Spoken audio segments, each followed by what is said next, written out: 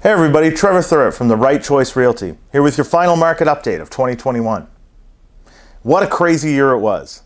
We saw your average sale price of a home in Fredericton, single family home in Fredericton, go up by 23%. That brought the average sale price up to $269,000.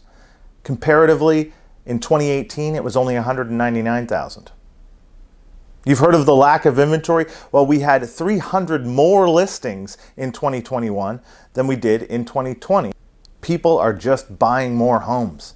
For example, in December, we saw the most sales at 164 homes sold, but the fewest listings at only 97.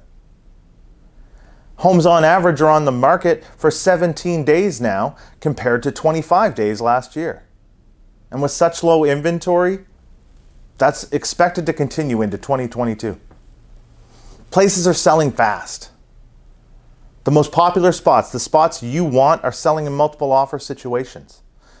So the best advice I can give for 2022, even if you're not looking at buying or selling right now, talk to us. Give us a call, shoot us a message, let us know, because having a realtor at your disposal is going to be your best preparation of going into buying or selling a home in 2022.